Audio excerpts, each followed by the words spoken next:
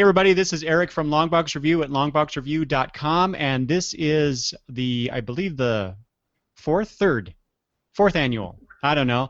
I can't do math off the top of my head. Anyway, this is the best of episode that I've done every year since 2011. Well, 2012, but it was the best of 2011. I remember that much. Yep. Okay, let's see. And with me, as always, and you've already heard him, is my good friend and usual co-host, Travis, Mr. Oddfellow's Thoughts. Say hi, Travis. Good morning, afternoon, or evening. Yes.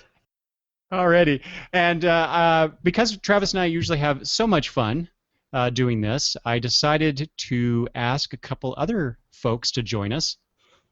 Specifically, about a year ago, the Comic Book Parfait show, which is a show that Travis hosts, had its second episode February 4th, and the other co-hosts on the show are with us, minus one. Unfortunately, Damien couldn't join us, which is very unfortunate.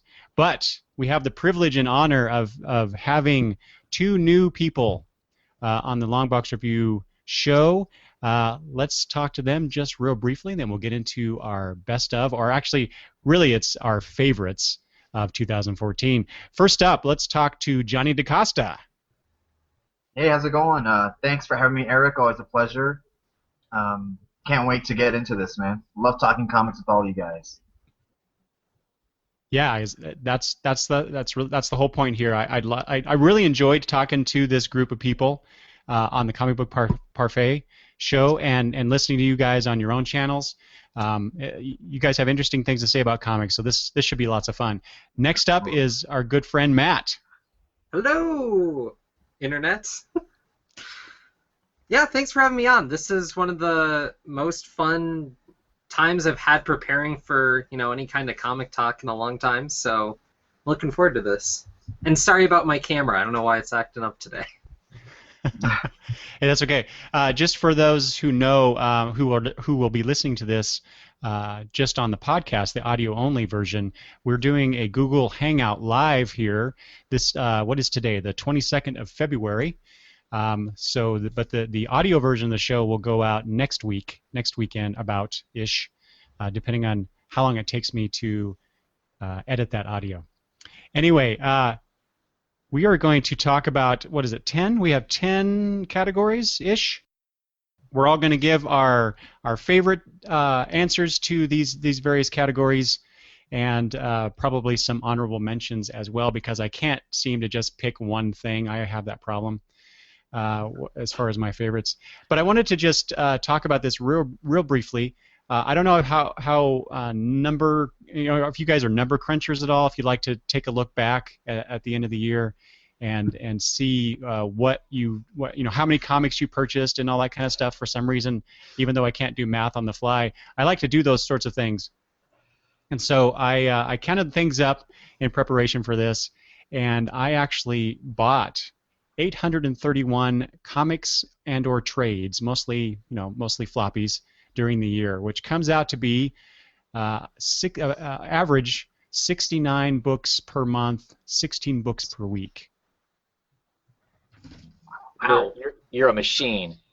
Yeah, I'm a broke machine. Actually, that's about where I'm running at too. I haven't actually done the numbers yet to know exactly how many it is of current run comics. I don't buy near the trades that you do, but I have 2 long boxes and a short box stuffed completely full. Like I can't get any more in it from last year. So you did the whole putting things in long boxes and then sorting them at the end of the year idea that you talked about? Yeah, I haven't sorted them yet, but yeah, I do have them separated from the rest of my collection, and I still haven't decided whether or not I'm truly going to keep my collection that way by year, or if I'm going to, break down and put it all alphabetically and whatnot like I would normally do. I'm actually filming this is what I got in 2014 video, so I haven't really done anything with it yet to decide, but I need to decide after that what I'm going to do with it. And tell you, it was quite shocking. Whereas when you buy the comics and you put them away in a relatively reasonable fashion, I don't really realize how many books I collect in a year because the number doesn't mean as much to me as physically looking at it and going, this is how much I had in a year.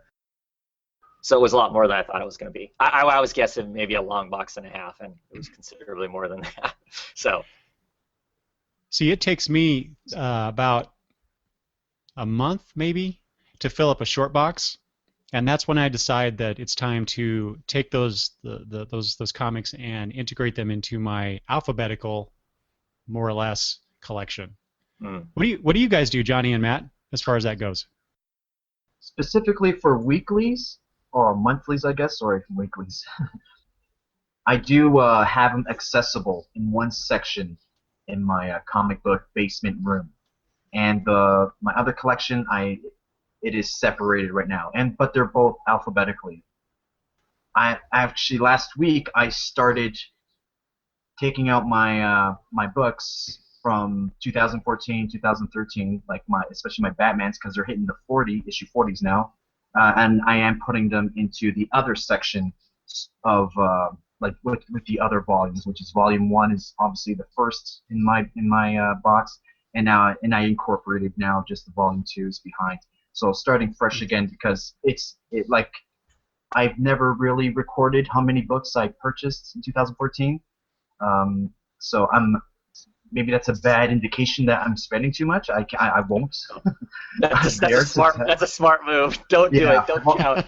Exactly, because I'm worried that it will discourage me, and I don't want to feel discouraged in buying comics. Come on, So, but yeah, right now that's what I do.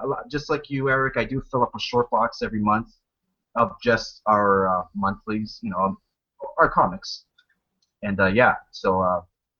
When it starts getting a little crowded during my accessible area, then I'll move them over to the vault, I guess. Mm-hmm. What about you, Matt?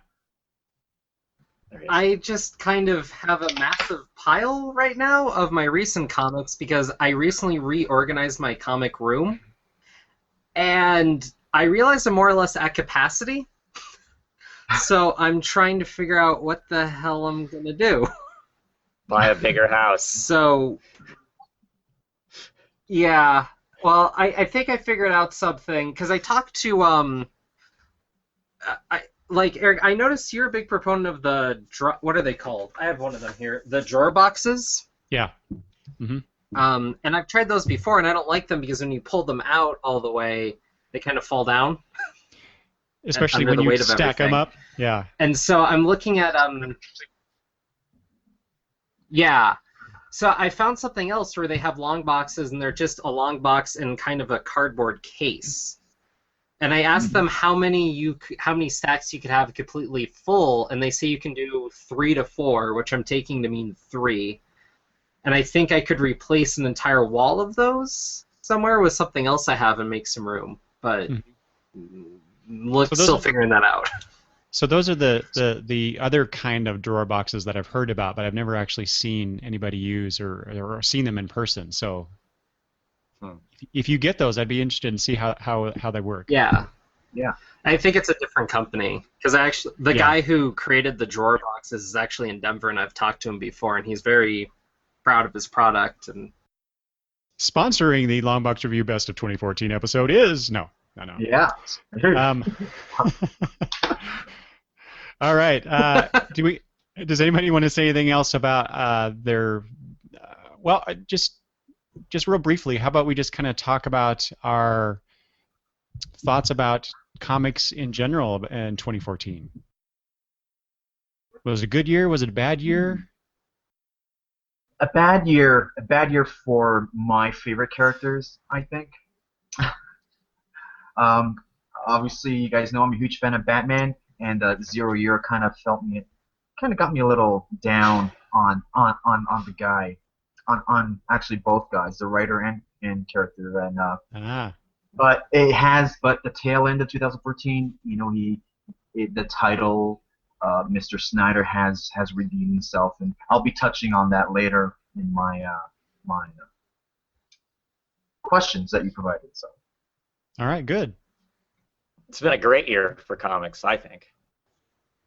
the breadth of stuff that I got to collect this year, that started in this year, and continued in this year, that just started at the tail end of 2013, is great. I don't know that I'm super excited by the big two companies. There is some good stuff in there, but I don't know that I'm super excited by what they did in 2014 and what they forecasted that's going to come in 2015. But as far as just the like I said, the variety of stuff that's out there to collect right now is, I don't remember it ever being this good. So, Well, 2015 so far has been exceptional. I'll say that. yeah. What about you, Matt? This year's been pretty average, I guess. It's been a lot of ups and downs. It's been a lot of trying to figure out where the industry's going for me, because it feels really different now that we're looking at the end of the 52 and stuff, kind of seeing like how is all shaping now that we're just past the year. It's made me kind of look back at the year in a completely different light, I guess. So I'm still sussing it out in my head. Okay. Like Travis, I guess like Travis and Johnny, there's been a few things where it's like I was not all that impressed with some things. But in general, I think it's been a really good year for comics, especially just the titles I've been reading. And there's obviously I'll talk about my favorites for the year, and those things really shined for me, and thinking back on previous years. So I really enjoyed the things that I've read, and I'm looking forward to what's coming next, and we'll talk about that towards the end of the show.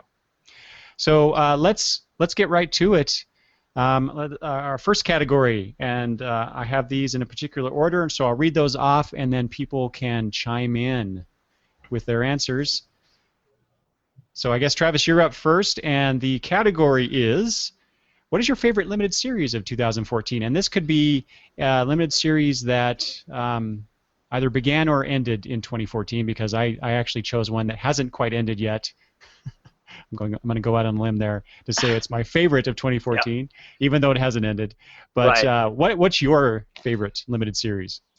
Annihilator, and it hasn't ended yet, but it is my favorite limited series. By far, absolutely love the way it started out. Grant Morrison written, Fraser Irving art. The first half of this is just kind of a Philip K. Dickian, crazy ride of a story, and excited to see where it goes when it ends. But I absolutely loved the first couple issues that came out in 2014, and so it is my pick. Yeah, that's a good one. I've been enjoying that quite a bit. It was on my short list for favorite limited series of the year, but obviously I chose something else. And I don't have any runner-ups for that because there were too many. Okay. So. That's interesting, because I was looking at my list of comics to populate these categories, and I actually didn't buy that many limited series for the year. I did, but a lot of them are really quirky, and there's things that I particularly like about them, but I don't know that I would say they were like Rockstar, series on their own. Like White Suits came out last year from Dark Horse. I really liked it. I liked the art. The art in it was just really dynamic and crazy with the coloring in it and whatnot. But I don't know at the end of the day, when the story was completely told, that it was like, this satisfying story. But there are elements in it that I really, really, really liked. So, I don't know, kind of thing. But there were a lot that were that way, that had elements in them. Whereas the Annihilator, for me, just all the way around was an exciting book for me. And see, that's by Grant Morrison, and I'm blanking on the artist's name. Fraser Irving. Fraser Irving, yeah. Which, you put those two together for me, and pretty much I'll buy anything that they're doing. Right. Okay, Matt, what was your choice for favorite limited series?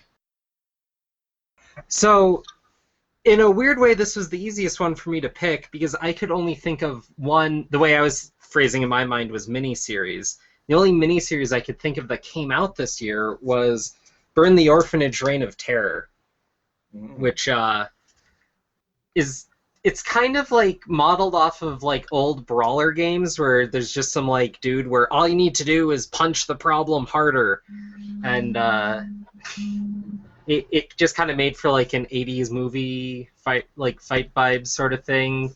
There's a big corporation coming down on these guys because they're technically criminals, but golden hearts, and just seeing that whole thing play through was fun. But it was the only miniseries I could think of this year, honestly, that I read. So that was a pretty easy pick. Who's that by? Oh, right. It is Sina Grace and Daniel Friedman. Near as I can tell, this is pretty much the only work they've done. This is the second chunk of Burn the Orphanage that's come out. And I think there's another one coming up next year. So if you're looking for something a little offbeat, this is... Who publishes that? It's a Image publication. Okay. Yeah, Image was really big about doing like the 4-issue minis up through like 2013, but in 2014 they just seemed to go to launching a whole bunch of not minis, so ongoings. So. Well, yeah, it's interesting you say that because Image put out, was it Fatale by Ed Brubaker and oh gosh, I'm blanking on Sean Phillips. Sean Phillips, thank you. And while that's, I mean, it's a limited series in a sense. I mean, I went to like 24 or 25 issues, but it's not something that I consider a limited series, because it is, basically a 2-year-long project. But started out as being, yeah, what, 9 or 15 issues is what it was supposed to be to start with? Right. Johnny, what's your favorite limited series? I also phrased it like Matt, as a mini-series. And something about 2014 that I implemented into collecting was that I wasn't going to pick up too many mini-series. I was going to just wait them out, and if I see a trade for cheap, I'd jump on it if I heard anything great and positive about it. But this one particular book got my attention, and basically what got my attention about Wild's End is the War of the Worlds Orson Welles broadcast from 1938 that I've always been a fan, and it's something that I actually listen to every year on Halloween. Actually, October 30th is my wedding anniversary with my wife, and I actually edited it into our wedding video, the radio broadcast, as an intro. So yeah, that's how much of a fan. Wait. Did she like that? Is that something she enjoyed? Okay. Yeah, she loved it because she knows I've always been a fan of War of the Worlds. I've always been fascinated about that. So so because of War of the Worlds, and we got married on October 30th, obviously not in 1938. Our intro is a slight intro of like grainy film edits and of Orson Welles broadcasting what's going on. So when I first heard of Wild's End, fascinated with War of the Worlds, and also the Wind of the Willows I'm also a fan of. But I'm not really a fan of anthropomorphic talking animals in my comics. But this book, for some reason, it made me not really care that it was animals talking. What it did that I really enjoyed was it made me forget that animals were talking. That's how much the British charm came through, and that's what I loved so much about it. It's from Boom Studios. The writer is Dan Abnett, I think. It just has their last names on here, but I think it's Dan Abnett, and his initials, I.N.J. Colbert, is the artist. Yeah. So, I picked up another mini for honorable mention. I think the other mini that I was really fascinated with was the Marvel Knights Spider-Man, done by one of my favorite artists, Marco Rudy. But I didn't really enjoy reading it. I just loved it for the art. But this, hands down, just finished. Actually, I think it was last week, Travis. Yeah. Yep. So, and we got the news that they're gonna come up with another. There's a continuation. So, looking forward to Wild's End Volume 2. Yeah, that was actually a book I initially looked at getting because of Abnett and the Colbert collaboration. But in the end, I decided I would wait for the trade on that. It was a fun story. It was awesome. I really enjoyed it. And that's it.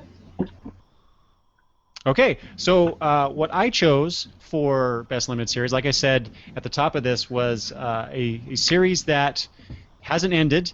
The last issue will be coming out at the end of February, so by the time this airs on the podcast, it will probably be out, unless they've again pushed it out on the schedule. But what I've chosen is Bodies. Yeah. By Cy Spurrier, that's the writer. What's really cool about this series is that there are multiple artists, Megan Hetrick, Dean Ormston, Tula Lotay, Phil Winslade, and Lee Luckridge, doing several pages. Every issue has a different storyline. So basically this book follows a murder mystery through 4 time periods. And and each artist does each time period, and there are different characters involved, of course, because of the time frame, and so you get very interesting characters with the art, the combination of the art with these characters, and furthering that story along until, of course, I think in the end, I hope we get to know what's going on and why. But it's been a very interesting read, and it's a lot of fun. It's a lot of fun to read. How many issues in is that? It'll be 8 altogether. And it's been awesome. I mean, they do so well with the 4 artists doing each of the time zones and whatnot, and their art is so different from each other to really instantly you're in a different time frame because of those 4 different artists on it. So Travis, which since you're reading this, what's your favorite timeline to read? Oh, I don't know. I mean, I like the one that's set in the way future, just because I like Tula Latoy's artwork, and it being just kind of because the characters are suffering from some like radiation pulse or whatever. They're all kind of scatterbrained. I mean, she's supposed to be being this detective, and she can't even come up with words for what a corpse is, what a body is, kind of thing. And so I like that era just because of how weird and kooky it is. I think the era I like least is 1940. I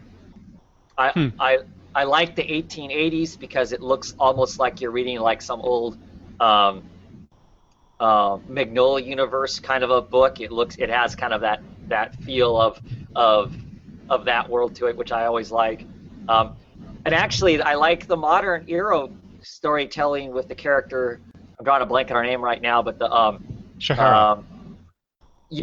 Who's a Muslim police officer working in England, and just her attitude, her way of dealing with stuff and whatnot. I appreciate just how kind of kick-ass that she is and stuff. So yeah, that storyline's my favorite actually. Yeah. I really like that character.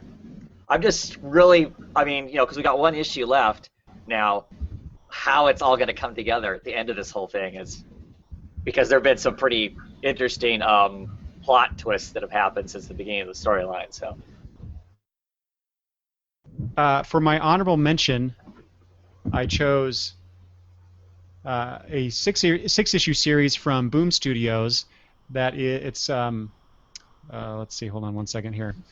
It is by Claudio Sanchez and Chandra Eckert are the writers, and it's drawn by Daniel Bayliss, and that is Translucid. Oh. Mm-hmm. This is a superhero tale. It's really a story about a superhero and his nemesis, the horse. The superhero is called oh man, I'm blanking on it.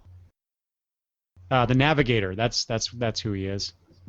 And so the horse, the villain, actually takes it upon himself. Actually, it reminds me a lot of what Snyder's doing in Batman with the Joker, because the Joker's trying to make Batman, the better hero or whatever by taking away his family and all that stuff, and then more recently in Endgame, what he's trying to do, I guess. But it's a very similar tale in that the Horse is trying to basically show that the Navigator how he can be a better hero. And it takes some interesting turns, especially at the end. If you haven't read this, the ending was a little different. Definitely not something that they would do at the big two in terms of one of their hero characters. So I really appreciated the difference of it. The art is really interesting. That the powers of the Navigator are based on hard light, so hologram technology. So that was kind of cool to see the way that the artist portrayed that. So it was a really cool series, and interesting covers too. This is issue 2, and you get the two characters, the Navigator and the Horse here, one in blue and one in red, but they're it's kind of, it reminds me of a playing card. You know how you have the two the image on the face cards, where it's flipped on one end and the other. So I just like the covers that they did. So anyway, in fact, this cover here to Translucid #2 was one of my runners-up as far as favorite cover of the year. But we'll get to that later. Hadn't even heard of that book. Really? How is that possible? Well, you should definitely check out the trade, Travis. I'm gonna have to. I like reading superhero stories that aren't by the big two, just because they might do something a little different with it. So. Mm-hmm. And I wanted to mention that Jeff Stokely is the artist on many of the covers of Translucid, including the two that I showed. Next up is our favorite cover. Let's do that. Cover, Matt. Oh no, Travis. Sorry, Travis, you're up first. Favorite cover. Which to me is the hardest thing to figure out. It is. It's impossible. I mean, for me, it's impossible because I can name off really easy a whole bunch. I am going to go with Low #1. Just because I like the art. I love the image of this big, monstrous, mechanical, mechanoid man and this little girl with a umbrella, and she's reaching up to him to either hold his hand or whatever, and the seascape that's going on. I'm also picking this one because Low was on my short list for a lot of other things too, but I technically didn't pick it for anything else. So I gotta pimp the book somewhere. So this is where I'm pimping the book at. Gotcha. I just absolutely love it. I love. I don't know Tanichi. I guess I don't know Tanaki. I'm not sure how. Is it Tanichi? I'm pretty sure. Okay. Love his art all the way through the book. I mean, the cover is a perfect example of what you're going to get inside every issue, and I just love it because it's feels to me so much different than everything else. And there's just a lot of potential whimsy and imagination going on in that. So that's my choice for my cover. There's a ton I could pick for honorable mentions and whatnot. I mean, I love this issue of Trees. I like most of the covers for Trees.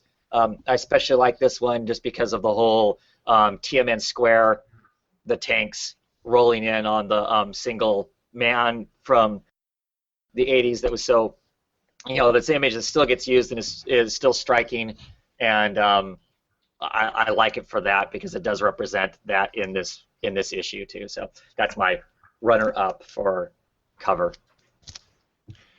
I just got that first trade of Trees too. That was one of those decisions I made in terms of let's wait for the trade so I could maybe not spend so much money every month. Cool. Yeah. I'm going that way. Okay, Matt, you're up. What's your favorite cover? Well, this was really hard, and I went through a lot of the Low covers, as Travis was pointing out. My runner-up was basically every cover for Green Arrow, and that was a good book this year. Before the new creative staff went on it, all those covers were incredible. When Sarantino was doing the covers? Yeah. Yeah. Those were incredible. Another one that really struck me was Daredevil 1.5. It's just, kind of a standard Daredevil cover, but in the background is all this graffiti of all the different eras of Daredevil and kind of some different artistic styles. It's really beautiful. But the one that kind of took the cake for me was actually this one solitary Ninja Turtle cover where you just kind of have Michelangelo sitting in the autumn, and it was one of the most kind of silent, poignant, like, I want this as a poster. And that's usually my gauge of what I think the best cover is like, I want that piece of art on my wall, So for me, this was the cover. Who's that by? This, I'm pretty sure, was Campbell, but I will double check so as to not lie on the internet.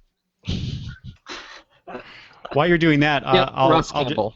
Okay, excellent. So I'm glad you mentioned that Daredevil cover because that was on my short list as well.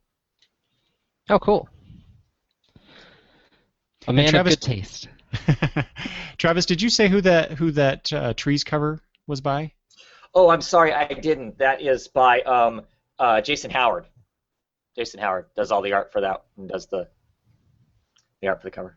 Okay.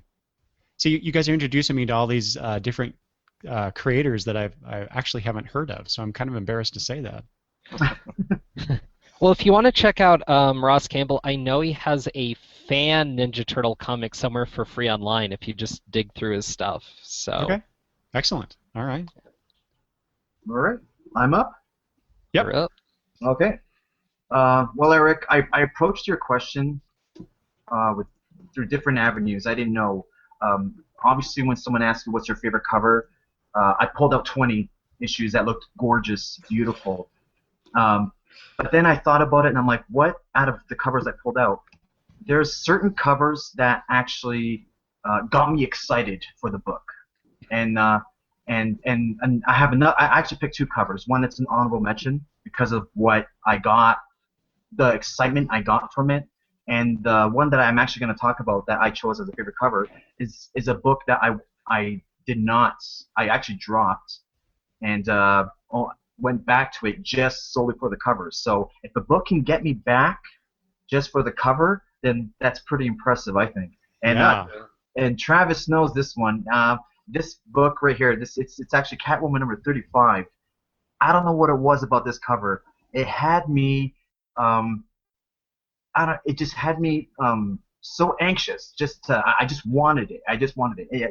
I think it took 3 months when I first found out about this cover that I couldn't wait to have it in my hands for 3 months. Joshua Middleton, Josh Middleton, I think, is the artist for this cover. And the way that and I'm not really a fan of simple covers. I'm not. Like I said before. You're not going to like mine then. It's okay, but I'm a fan of like the low covers and all my honorable mention. This is the one that got me on emotion. That's why I want to choose this as my favorite cover. Oh yeah. Because of all the Robins, but this was based on emotion. But this one was just based on the simple. I'm not a fan of simplistic covers, but just the use of white, orange, and black. Again, another shout out to Halloween, which I love so much. And I think that's what it was. And it kind of actually resembles some like vintage Halloween newspaper ads that I see sometimes at the antique markets, where it's just children pouring out their bucket, and it kind of looks like the newspaper print, just the black and white. And I don't know what it was, but I do not read Catwoman anymore, and I wanted this cover, and that's why I chose it as my favorite cover for 2014. But this that's the October variant cover, right? Yeah. That's the one I picked up too, because it's just awesome. Yeah. That's so funny you guys say that, because I almost ordered that book, ordered that issue for that cover, and I don't read Catwoman. Yeah. Because that cover just looked awesome. It's just amazing. I just had to have it. But this one was on. This is like the runner-up. Obviously Tim Gleason, Batman and Robin number 36, and this one was just based on emotion. Seeing three, obviously Robins on here. Well, not Robins. I'm sorry. That's Barbara Gordon. But seeing them in Robin costumes and just the dominance, the color of yellow, green, and red, and we knew what was coming, just had me excited. And I actually declared this cover of the year when it first came out. Yeah, yeah. Wow, Johnny, you and I think have some similar tastes because I almost chose that as well, and I love that cover for the same reason. You know, all the characters dressed up as Robin. I'm a huge Robin fan in general, so that issue was one of my favorites of the year, and I'll actually talk about that in another category. Nice. Can't wait for that. Before we move on, I'm seeing some comments here. I'm actually not seeing them in the toolbox, but I'm getting a notification here on my phone. Ghost Critic commented about the best limited series last year for Ghost Critic would have had to be Night World, a mix of 70s Kirby nostalgia with a nod to the creepy and eerie era. Night World, I'm not familiar with that. Are you guys? Yes. Yeah. It looks very Kirby-esque, actually. It does. Issue, the number 1. I almost got that one just for the cover too. Yeah. And Ghost Critic also chose for best cover Deadly Class number 8. Oh yeah. Deadly Class did have some great covers. Yeah. Number 8, the desk. It's the psychedelia one. It's the one after they're on the acid trip in Vegas. Yeah. I think it's yellow. I want to think it's like yellow. The cover. Okay. It's one of those yellow ones. It's all. Okay. Yeah, he says here, psychedelic acid trip visuals that follows through into the inside of the issue. So Yeah. I see. Yeah. Intriguing. God, you guys are going to give me far too many things to go buy from 2014. There we go. Yeah. Johnny, show that again. I didn't quite see that. It's coming up soon. There we go. Yeah. I was actually online getting ready to purchase some art for that issue. Oh wow. You guys and your art. I can't afford don't art. Don't buy my pages, John. Don't buy my pages. Oh. I swear. All right. For my favorite cover, I chose about a good dozen comics that were my favorite. So I had to whittle it down to something that is somewhat simplistic in its presentation, but for me, a cover has to grab you, has to make you interested in reading it, and not only grab you, but also should grab people walking into a comic book store or flipping through previews or whatever, kind of like Johnny was saying about the Catwoman cover, to make people want to buy it. And it doesn't hurt that this particular issue is drawn by someone who is a very good artist and does draw, shall we say, female characters very well. He's well known for this. But I chose it mostly for the negative aspects that are shown on the cover, and then just the cover or the colors that are used, and it gives the cover a very striking appearance. And so that is Ferris number 23 by Art Adams. Wow. And you've got the title itself in the bubbles there, floating through there. You got the little mouse character where her. Oh, I see. Yeah. Her derriere is. Yeah. And there are other mice characters shown throughout here, making up or filling in her body. So it's just I just really, it just really struck me, this cover. And Art Adams has been doing the covers for this series since the beginning. Wow. And they've all been very good, but this one in particular, I particularly enjoyed. And for my runner-up, I decided I'm going to cheat a little bit, guys. Sure. How awesome have the David Aja Hawkeye covers have been? And they're kind of simple in a sense too, with their design elements, and the color schemes, but they're just so different on the stands. I mean, nothing looks like these. Sure. And this particular one here is one of my favorites. Just again, it's the color schemes I guess I'm responding to, but really really simplistic design sense, I guess. I mean, I'm not really simplistic. That's not the right word. But it's still very creative. Yeah, it's very creative, but simple elements, with the shapes and whatnot, and there's just not a lot there, but it says so much about the story here. Once you read it, it makes a lot of sense when you look at the cover again. But Aja's stuff is just amazing. Yeah, I like those covers. I like the first year better because the first year the color schemes were purples and grays. Because I am not an orange yellow fan, so I do not like the color of this year's covers. I mean, I like the design. You're right, the design of them and some of the stuff that's in like the crossword puzzles and whatnot are great. But I do not like those colors. See, I like those colors, so it's pretty good. But I agree with you. I actually did not realize that. So did they actually do a color scheme per year? I think so. I'd have to go back and actually look at the numbers to see where the break is at, but I believe so. It either went by year or it went by arc, one of the two. I would think it was arc, kind of like phases of the comic as it went through. That's what's singing into my head. Yeah. Actually, Terry Moore did that on his Rachel Rising series as well. So yeah, every story arc had a particular color palette that he chose to do. So that's really cool. I'm glad to see that other people are doing that. I think it's a really cool idea. Well, and Saga has like a color for each cover, so when you wrap around, like it's just basically solidly that color, and it's just in the background. I think that helps those stand out too. And those are all great covers, but they're so. As of this year, I just kind of expect them to be great, so it doesn't stand out as much. Right. Well, Fiona Staples is just great in general, so. Oh yeah.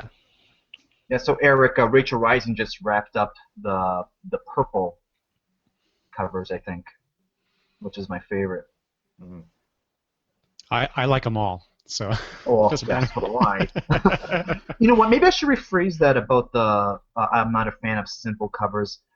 Because of course simple covers are creative. I'm just worried about maybe basic or lazy covers. I'll stick with that. Some covers come across lazy, but just like a Batman on the cover, like wah. I've never been a fan of Greg Capullo's Batman run. Yeah, the covers. Most of those covers are simplistic in a. I don't know. It seems the very Zero arrogant. covers. The Zero covers, for instance, most of those, the giant broken, skeletal hand that Batman's standing on, and something I can't even remember what it is in the background. That cover sticks out to me because it is so for such irrelevant. Such a big book, such a bland cover. Yeah. Well, I love the one where it's that bat symbol, but it was green. Then the other one where it's like black on black, and then the one where it's like the black Metallica on red. cover. Yeah. Yeah. That's what I mean. It angers me when it comes across lazy, and not lazy, but it's kind of arrogant. I think, where it's like it's gonna sell. I'm just gonna, dip it in ink or whatever they do. I don't know. He's too busy doing the interiors to do covers. I'm sure he can pull a panel out of his interior and just blow it up to scale and make that the cover. Come on. Anyways. You got me ranting. We're supposed to be talking favorites, not what we hate. Yeah. Yeah. But Johnny, the point you bring up is very valid because, like I said, I went through about 800 covers, just reviewing them, just to choose the ones that I liked. But the one thing I noticed about the vast majority of the covers is that they're just the lead characters on the comic, and most of these are superhero comics, I will admit, but they're just action scenes of them doing something, and they just weren't interesting because I've seen those kinds of covers on superhero comics for the last 30 plus years, and after a while you just kind of tune them out. I do anyway, and they're just not being innovative at all. Well, a ton of those covers, quite frankly, are stock art that they hire the artist. The artist does a bunch of Batman pictures or a bunch of Wonder Woman pictures or whatever the case may be, and then DC and Marvel, in the case of Marvel too, just have them sitting around in stacks, and it's like, okay, we need a cover. They dig through that, go, oh, let's use this cover. It's maybe marginally relevant, and that's what they paste up for a. I think happens a lot. Yeah, I agree. Well, yeah. Well, I was going to say, off that though, this isn't relevant to this year, but there's that 1 month several years ago where DC basically took what would have been a stock cover, but they just made the backgrounds white and put kind of the symbol of the character behind them. Yeah. And those covers, I've seen a lot of comic shops or like places at cons kind of use to like denote what's in the box or whatever. And just because they just kind of pulled away all the background noise, it really stands out and it's a really clear kind of like symbol of what it is. And I think that's an interesting take on that whole cover situation. That's a Batman number 706, Tony S. Daniel. So it's just Batman and the symbol. Yeah. Yeah. Yeah. All right. Okay, let's move on to the next category, which is our favorite original graphic novel or collection. You know, a trade collection, hardback, trade paperback. Either way, it doesn't matter. Travis, what you got for us? David Latham's Stray Bullets, the Uber Alice edition. It's 1,000 pages of black and white graphic violent goodness, basically. And so it's my pick. It came out this last year. It's literally the collection of the first years of Stray Bullets all in one place. Presented in great chapters, and each chapter kind of does have its own kind of thing going on, and I'm really digging it. I actually bought this first, and 3 pages in, I knew I was going to be getting the ongoing that started this last year. So, yeah, that's my pick. I almost picked that up myself. And I got a good deal on it, so it, basically 50% off. It was kind of hard not to get it. What is the cover price of that, Travis? The cover price of this is $59.99. Right. So I know why you got the 50% discount, and that is the reason why I have been getting a lot of trades in the last couple of years, is because if you're going to get 50% off by ordering a new trade, why not? Right. It's hard. Even though I have almost 100 trades of various sorts, collections on my bookshelf over there to read. Still to read? Yes, still to read. I'm barely keeping up on my monthly or the weekly comics that come out, and I have all these trades to read as well. But so I'll never be bored. I've got plenty of entertainment. Yeah. Wow. Did you have an honorable mention in that category, Travis? I don't. That's the one I went with. All right. What about you, Matt? So I have a runner-up here that I'm totally cheating on, but I was waiting for this volume of this collection for 3 years. So I'm going to give myself a couple months and put in the 2014. And that was Neon Genesis Evangelion 14, which is the final chunk. And I've been waiting for this forever because Eva is near and dear to my heart, and getting to compare the finale of that to what they're doing for the manga, which you can't even argue is intended when it's done a decade and a half after the initial one was done. This was just... It was nice to wrap up something that I've been reading for ever, basically. 14 volumes, and it took years upon years. When I started, they were already in a third printing of their English editions, so I don't even know how long it was, but crazy and different. But this year, there was no question in my mind the graphic novel of the year was Seconds by Brian Lee O'Malley. Oh, nice. And, another one I was going to try and pick up. I need to get that. This is one of my favorite things I read all year, hands down. It's super fun. If you want to look for it, there's obviously echoes of Scott Pilgrim. He makes a very small appearance but it's all in color and Oh it's wow.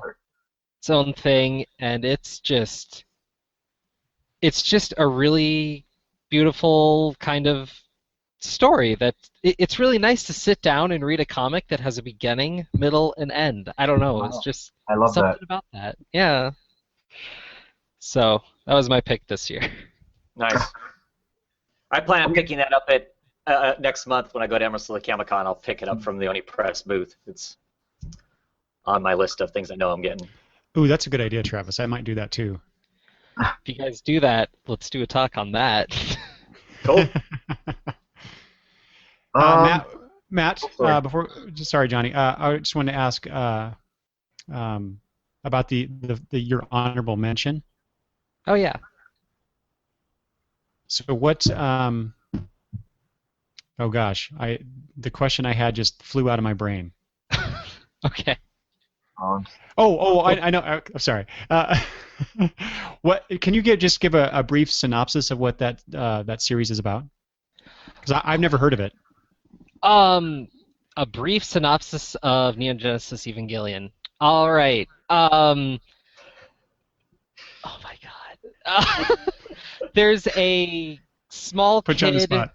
who needs to pilot this robotic mecha. If you know mecha at all, giant robots punching each other. In this case, they're punching angels, which are coming down to destroy humanity.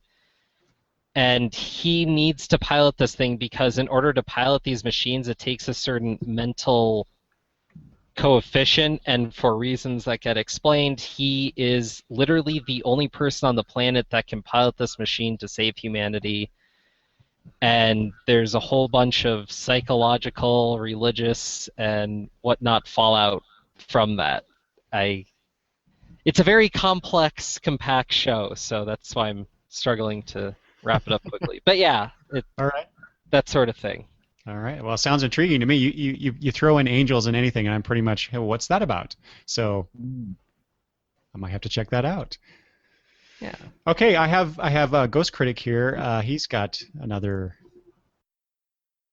comment here. Best OGN. Oh, he agrees. Brian Lee O'Malley's Seconds. Beautiful, quirky, and magical with the Scott Pilgrim magic sprinkled over it. A book I really didn't want to read in one go because I just didn't want it to end, I think. Yep. And he also comments that it's the end of the world because he and Matt agree on something. Yep. What? Scary. We've agreed on things. Once a year, right? Yeah, once a year. You're okay with that, yeah. Okay. Okay. Go Well, ahead, Johnny. this is going to be short and sweet, Eric. So I did not read any original graphic novel that was published in 2014. No Yeah. trades? I've read trades, but nothing. I understood the question that we were pick your favorite from 2014. That was I'm assuming published in 2014. Mm-hmm. And I didn't. I didn't read it. I read older graphic novels, but nothing that was new. I actually purchased from Diamond. I ordered Strongman by Charles Soule, but that was published in 2009, and I don't know how the hell. And my copy says first edition, so I don't know if it was the first time printed in graphic novel in 2014. But Well, it was published in 2014, so I didn't finish reading it. So okay, yeah, that's one mulligan. That's all right. Yeah, there I you read go. Trillium. I dropped that at issue 2 or 3, and I bought the trade. Nothing really fancy there. So yeah, that's it. All right. No problem there. Let's see. I chose for original graphic novel, and this is an original graphic novel. Gail Simone's and Jim is it Calafiore? Calafiore? Leaving Megalopolis. Leaving Megalopolis. Yeah. Never heard of it. Yeah. Oh, it was a Kickstarter, right, Travis? Yeah, that's where I got Yeah. mine. I got mine from Yeah, Kickstarter. that's I what think Matt I did too. thought.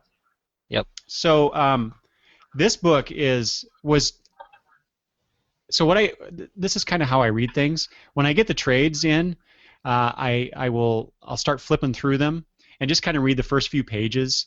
Not intending to read the whole book at that time because I need to read the weeklies first. That's how I do. I plow through my weeklies and then I get to the trades and OGNs that I buy.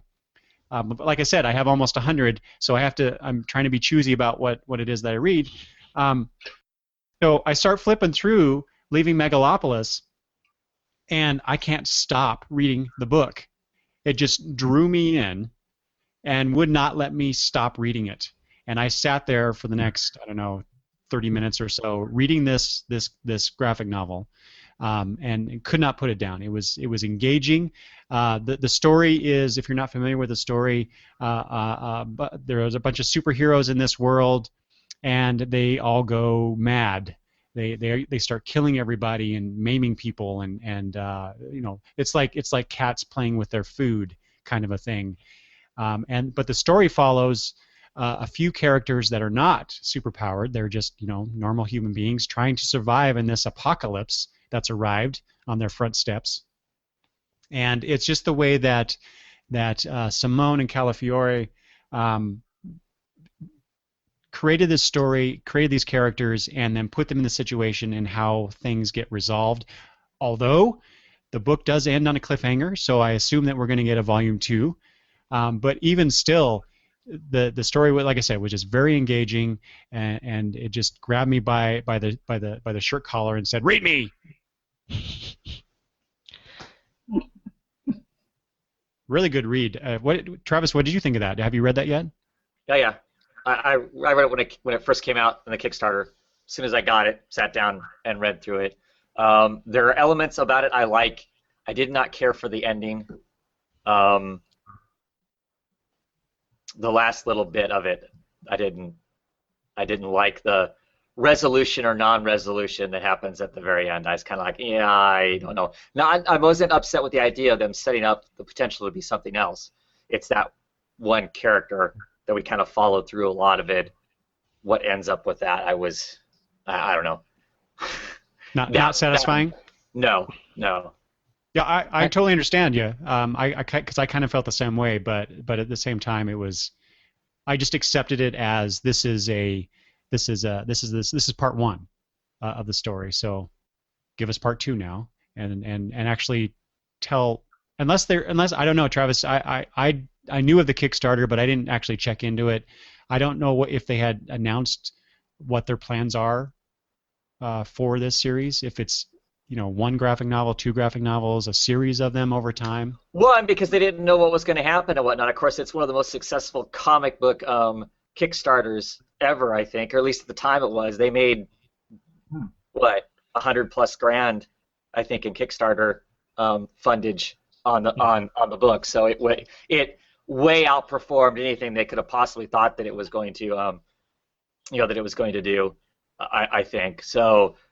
They talk about there being another one. I don't know when that would happen or whatever. I haven't gotten any messages, via Kickstarter saying, "Oh, we're looking at doing another one," or that. I mean, they've mentioned they might, but I have not seen anything close to concrete. Have you, Matt? They haven't messaged anything, and since of all the stuff I've Kickstarted, I have never gotten that many messages from a Kickstarter before. I imagine the minute they decide to do it, we'll hear about it 5 times over.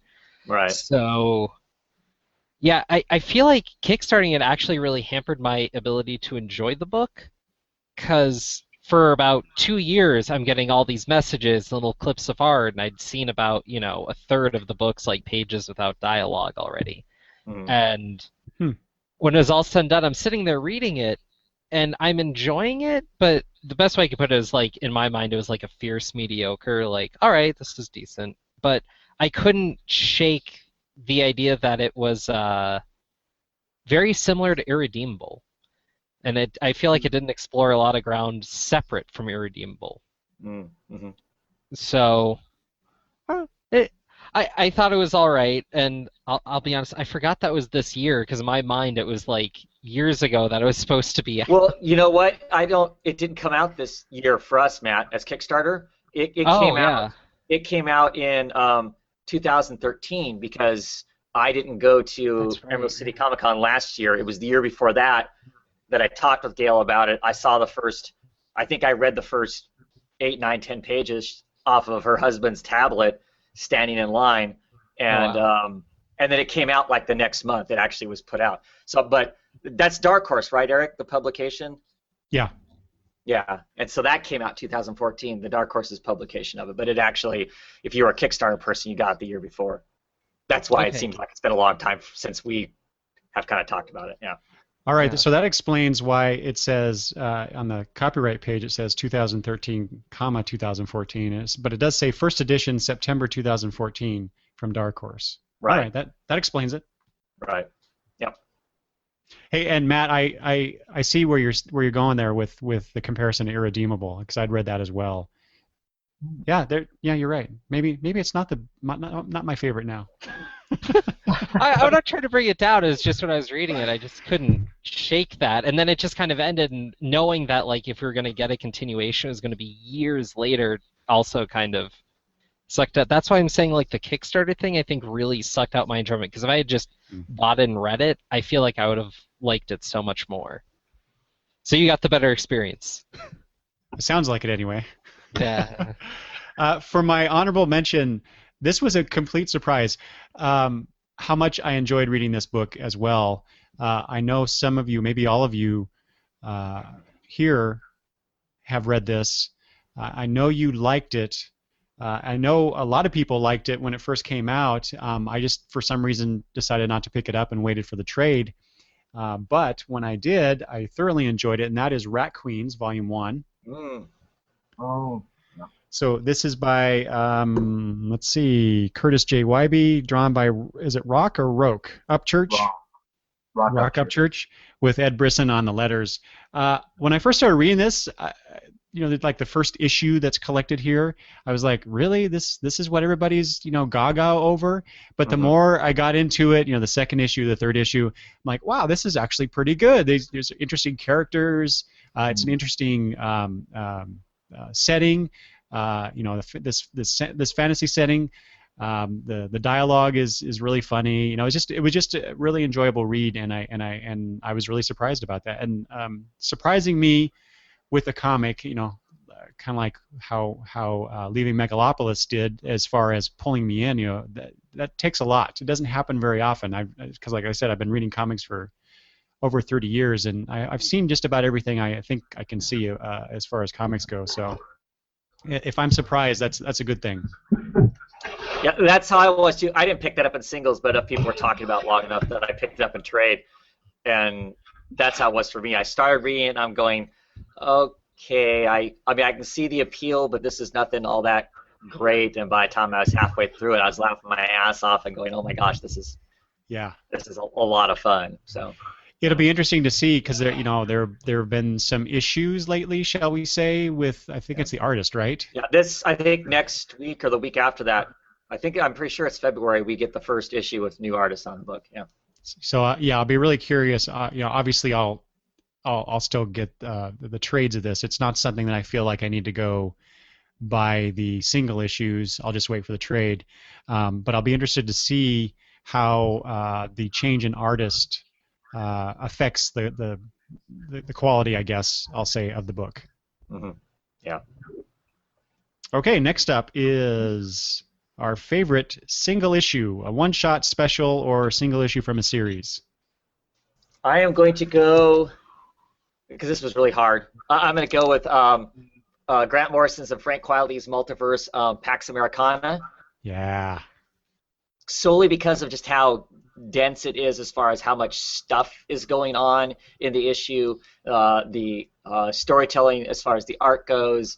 I would love to know on some of the stuff that's in here, because there's a 2-page spread and it's a grid of pictures. Well, it's a picture of a scene that's been gridded, and depending on which one of the cubes you're in depends on whether it's the morning of something, the evening of something, or well after the scene of a crime, all on one page. That to me is just, that alone was incredible and interesting storytelling. I would love to know how Quitely and Morrison came up with that. Did Morrison go, hey, I want this one picture and I want you to show three different things going on in the same picture, or was that Quietly's genius to establish a page like that? I'm not sure, but really like that. I love the. I think that Morrison also, because he's using the charlatan the Charlton characters in this, that basically we know Alan Moore used and renamed for the Watchmen. So I think there's some commentary on the Watchmen story within this also, and so I just really loved it. And probably runner-up is the next issue that comes after this one of Grant Morrison and Stewart, I think is the artist. I didn't grab that actual issue. Thunderworld. I love that issue too. Just my thing. I noticed my thing is really Grant Morrison heavy. I just really think that he really stretched himself in writing these different styles of books and paying homage to certain things without it being a joke, or because they could have made Thunderworld, which is Shazam World. They could have made it, it's written in kind of the golden age kind of a book, and they could have made it really cheesy, and it ended up not being so. So, yeah, those are my picks. Single issue was really hard, though. Very nice. Which one is it that has the magical heroes? Is that Americana, or is it the other one? This is Society one, isn't it? Oh, the SOS one? That's the one before Pax Americana. That's the one before Pax Americana. See, I would have guessed that you would have chosen that one, just based on the characters involved. I loved it. It was a good story. The next two had actually three, to be quite honest, had much better stories in them by comparison for me. This one, Pax Americana especially, that's the reason I picked it. I love the characters and the idea of that SOS one, of the Society one.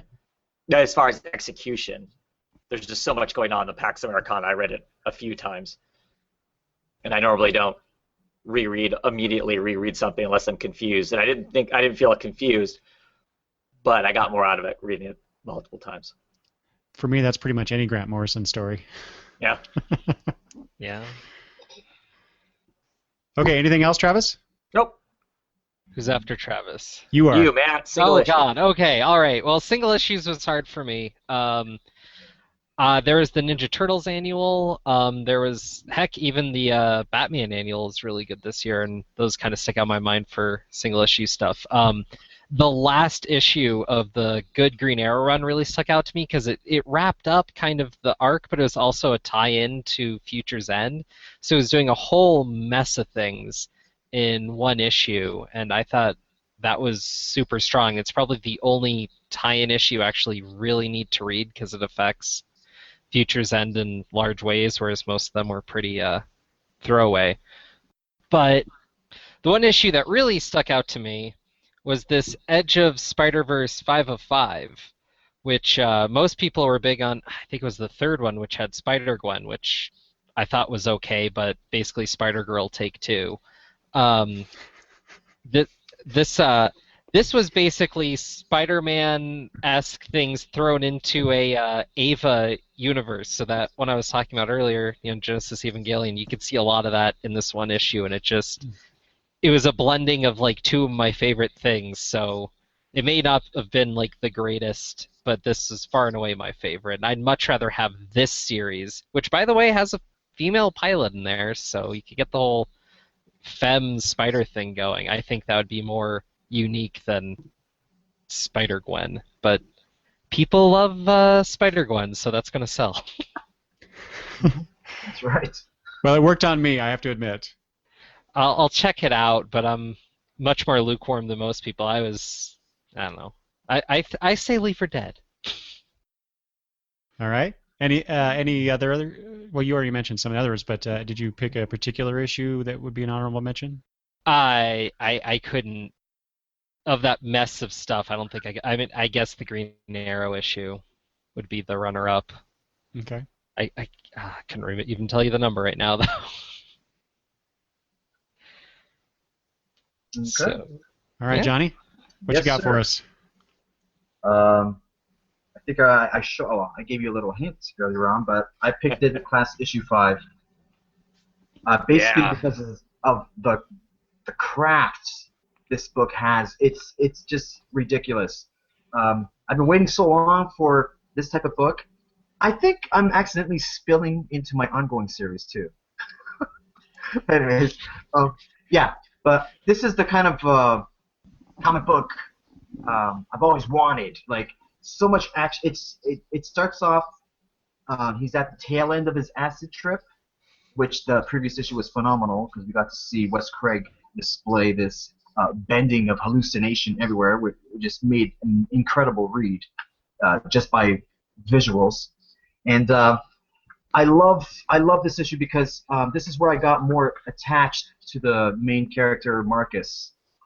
This is where I fell in love with the guy. Seeing him in his room, coming down, things are playing in his head. We got to see a little bit of backstory about him and his parents.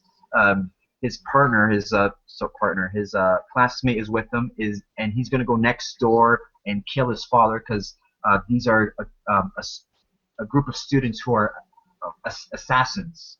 So he goes there next door. It's just chaos. The panels in this issue were amazing. You see, I love the way that they're showing him what he's watching on his TV, but you can see what's next to it is what he's hearing in the back of like what's going on, like in the back of his mind. You can tell he's distracted by this noise. So he gets up and goes next door, helps his friend who's having trouble killing his father. Just the visuals are unbelievable, so violent, so graphic, and I love it. It's just awesome. And you think after that roller coaster, after that ride of just, my adrenaline was pumped. We're not over. He goes into his other classmate's room, who is seeing this. Oh gosh, Travis, help me out. What is he? His father. Well, he's like those cartel. His father is like the head of a bunch of cartels and whatnot. Yeah. So he goes and he goes into her room. She has a crush on him. He, young teenage boy, whatever. He's gonna get some. Goes in there, and then this drug dealer gangster, the classmate he catches them in bed together, and then we got another chase scene. Typical 80s. This takes place in the 80s, and they're paying homage to the chase scenes. It's chase scenes after chase scenes, and it's unbelievable.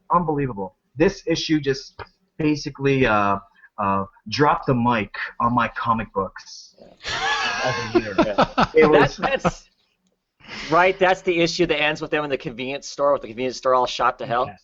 Can I? Yeah, exactly. I'm going to show you. Eric, are you reading Deadly Class?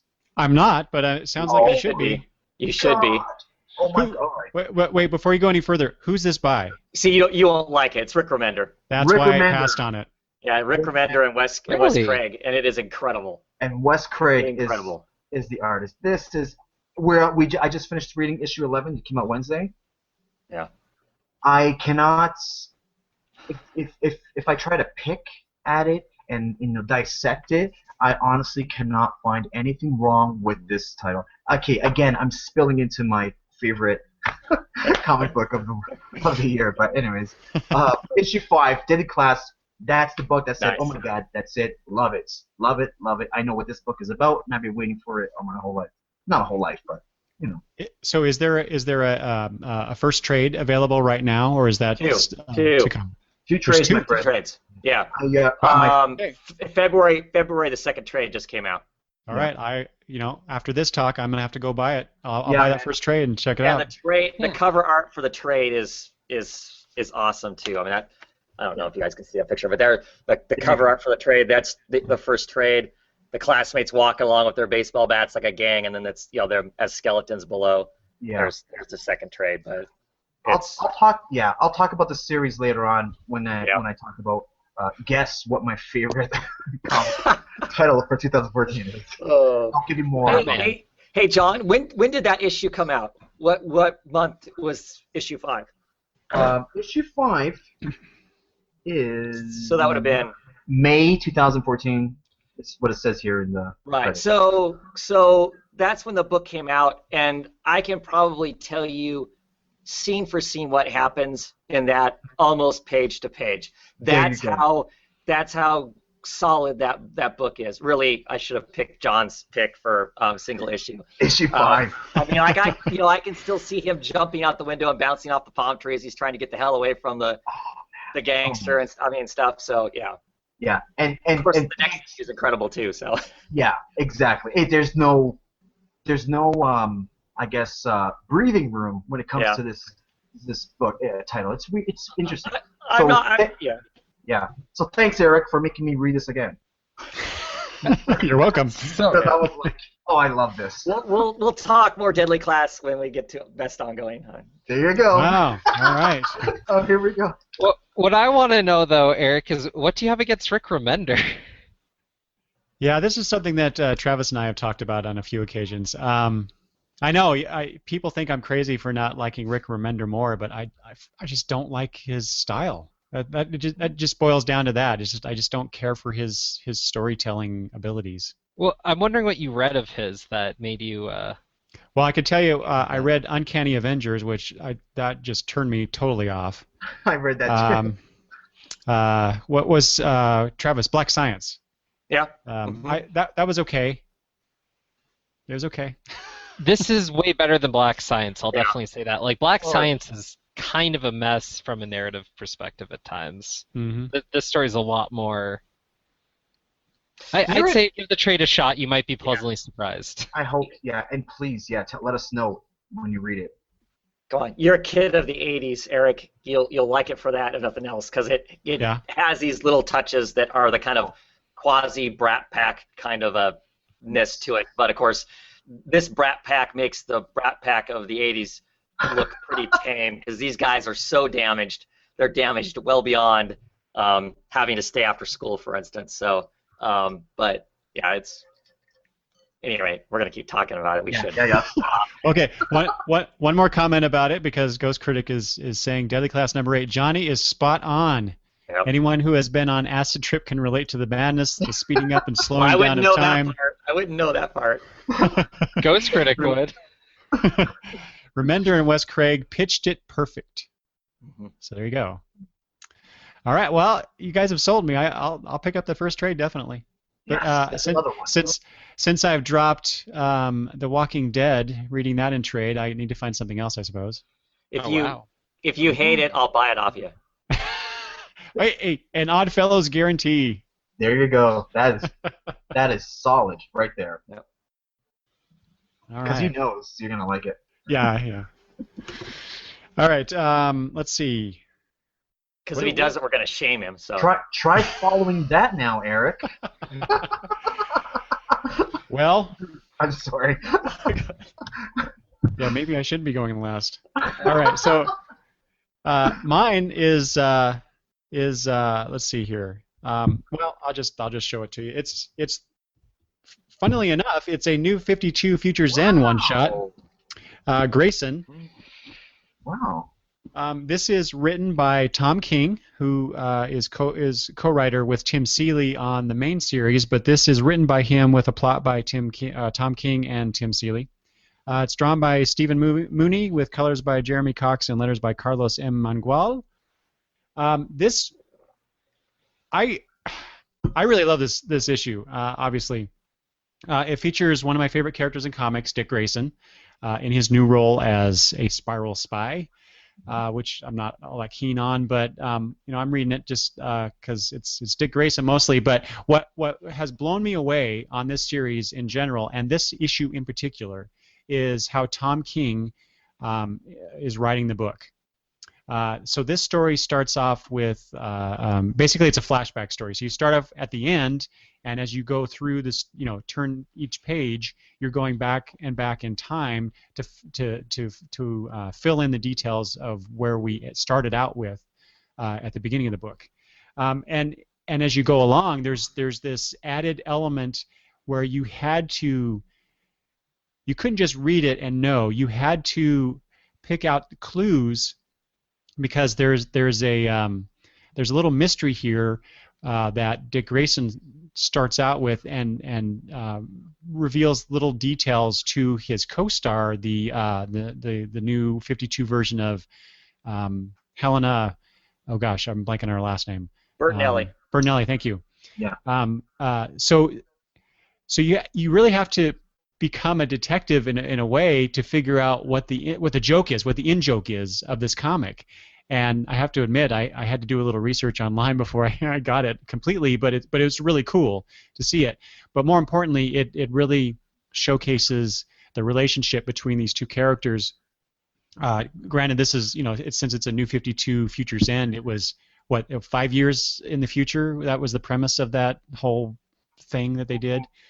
So what we're seeing is a possibility of where these two characters and their relationship ends up, because we're just now getting those two characters, Helena and Dick Grayson, together in Grayson. So I believe Grayson, the series, the first 2 issues had come out when this New 52 Future's End one shot came out. So it was really early on in the series, and just the quality of the writing and the characterization and the plot that was set up was just phenomenal for me. So it was a good book.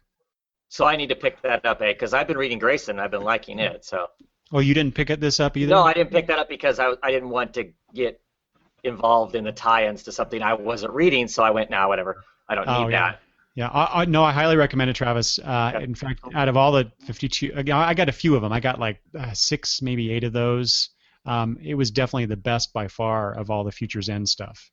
And that really, that's saying a lot. I mean, it was really, really good. It wasn't good for Future's End. It was really, really good.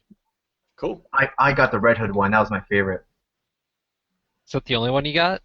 No, I got Catwoman, Batman. I got a bunch, but that one stood out. It was amazing. Yeah. And this is one of those categories I actually don't have an honorable mention, so that's it. And I'm going to stop the conversation right there.